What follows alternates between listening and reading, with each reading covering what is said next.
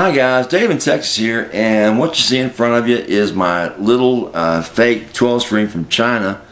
It's a fake ChickenBacker, right? Well, the reason I have it back out in front of me again is like last month I had 9 people ask me about this, and I kept meaning to get to it and kept trying to get the other things finished, and finally I forgot about it. This month I had 4 more people who asked me about it, and today I had another person ask me, what about that 12 string? And I said, okay. So, first of all, sorry for getting to this so late, but I'm just getting to this as fast as I can for these demos, right? And I have done this before, shown this guitar, right? I don't know what else I can show you about it other than just kind of go back over what I went over before. First of all, very obviously, it's a fake. This R would never be on a real ChickenBacker. Yes, you can buy the real ChickenBacker tail ends for $4.50 on eBay. And you shouldn't be able to get those because ChickenBacker protects them. If, say for example, you want one, you can't order it directly from ChickenBacker unless you send in the broken one for them to replace, or you send in your serial number that shows that you used to own one that had the R on it, and then maybe they'll send you a replacement for like $90. They're not expensive, but if you buy a counterfeit or black market ones, they're $4.50, right? Now, also on this guitar, you have to get used to the fact that it's got a Tune-O-Matic bridge on it, and it's set up very strangely. It's got double cut saddle, right? So you have the octave and the regular string on the same saddle. So intonating this guitar is not easy, and in fact, in some cases, it's just near impossible. You try to get both strings in the same exact tune, right? You'll end up pulling and manipulating these strings as much as you can to try to get it to tune up. Also on this guitar, the tail of it, not only is it the wrong kind, but it's also it's a 6 tail piece, and they've doubled up on the use of it, whereas you have 2 strings going into 1 slot, and that is very hard to string this guitar, right? But once you get strung, they'll stay in there, they won't come out. On this one in particular, this little 5th knob is a fake, but I put a Gibson long shaft in here for future use. Where they get a chance, I'll wire this up for 5, make this a tone knob. Actually, I need like a 320 to make it right, but I have not replaced that yet. I've got it set up on these pickups, these toasters, right, to play on all 3 on the front or the back on my 3-way selector. Those are my choices, all right? And as chimey as it gets, guys, I mean, the one good thing about this guitar is yes, it will chime, and yes, it will sound very, very close to a ChickenBacker, all right? And along with effects like chorus and some echo and a few other things you can add with your modeling amp, you can make it almost exactly the same thing, sound exactly the same. But I originally ordered a 320 with toasters. This guy sent me a 360, which is what this is, right? It's the 360 with H-pups on it. It took 2 months to get these things replaced and get them in there, which they don't fit very well, but they do work. May look sloppy, but like again, they work. Okay, so also with this guitar, the head is done like a ChickenBacker, but they cut the wood out that was in between here. All right, there used to be wood separating the front from the back. You got me? It's this open Spanish guitar looking cutout. But they did that right, because some of these actually come with a neck. I'm sorry, come with a head that looks like a canoe paddle. It has all 12, in one direction across the top of that the head, 6 on each side. Kind of like the Gibson 12 string. It's like, oh my God, and it's huge. And tuning it's almost like tuning a bass. You have to reach so far up the damn thing. Anyhow, the sound of this thing, it's almost impossible to make a bad sound on a 12 string. They just are chimey. They're pleasant to play. They sound good. Used to be I'd be in a bad mood. I'd actually go out and pick up this, I think it's a Martin 12 I have in storage and play it just to feel better. Love that lemonade. It puts you in a good mood. It's bright, it's cheerful. Oh boy, you know, play the 12 string. Listen to a babbling idiot.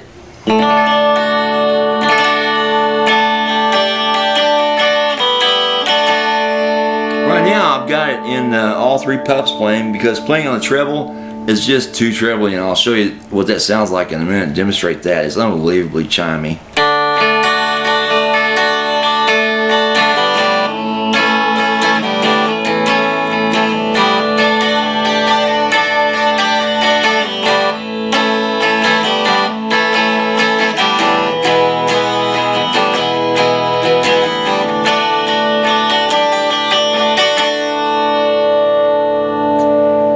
Well, that's pretty much how it sounds. Very, very nice. You can pretty much play anything you want to on it. I wouldn't recommend metal or hard acid rock lead on it. It's a little difficult.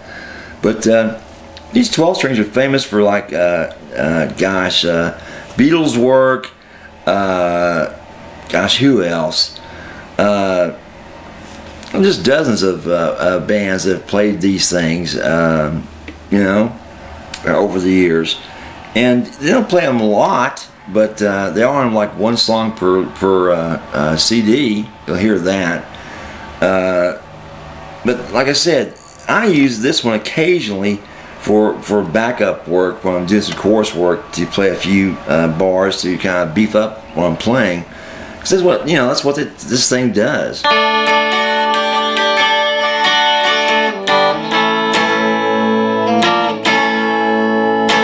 Yes, one's going out of tune already. There's two actually out, and I've already replaced 4 of the tuners on this from the first time I got it was broken. I've got 2 more that are going out that are up here. Just they're just freewheeling right now. There's nothing moving on the string at all, but the tuner's just going back, you know, back and forth. So that's got replaced. I have to get a new set now. All 12, oh boy.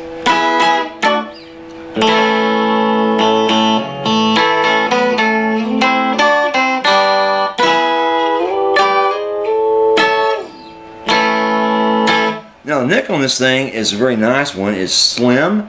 It is wide. It has to be a 12 string, but it's got that D shape to it, where it's cut slimmer towards the higher strings, so it's easier to play, right? Easier to get that hand wrapped around there. You know what I'm saying? All right, listen to this.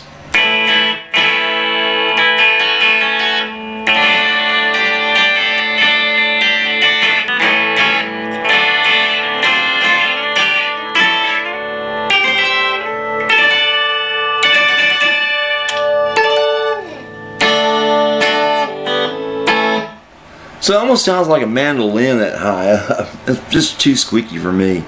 But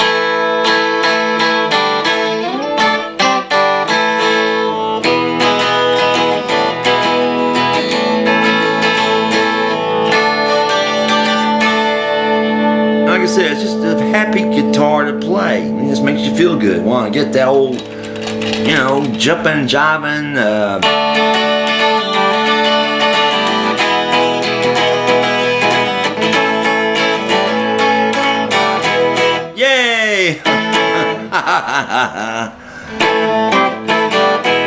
I mean, try to play a bad sounding, sad, bluesy thing on a 12 string. It's goddamn near impossible, I think. You know, I never heard one before.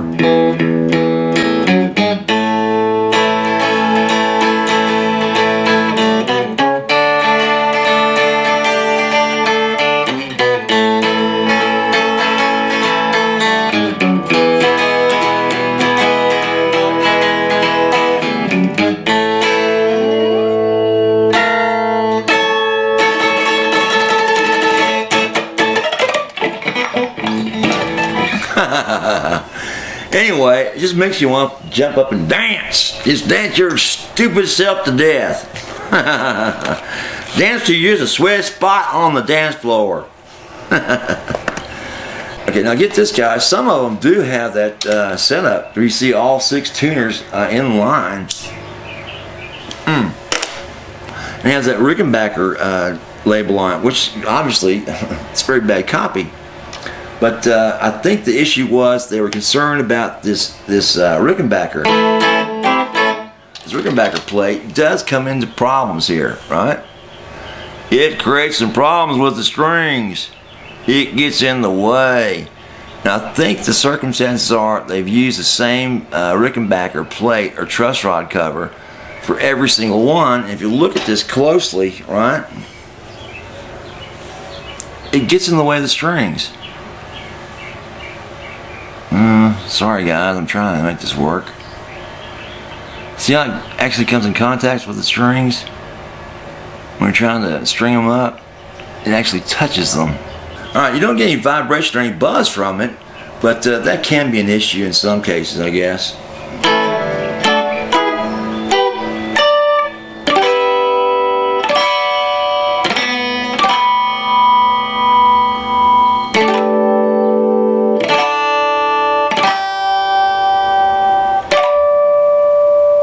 Here's what it sounds like with just the neck pickup.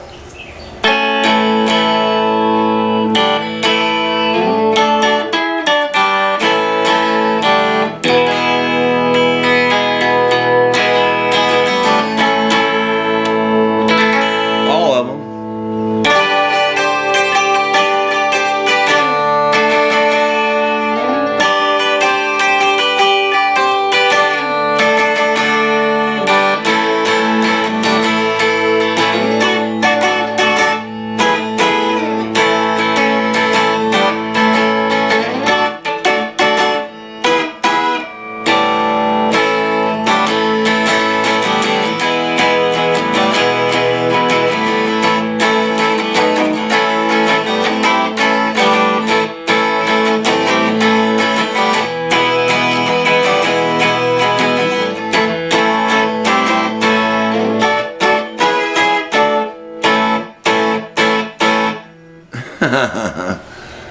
That's that's older than me. Anyway, any questions about this or any other guitars, give me a holler. And again, I'm sorry it took so long to get this one demoed.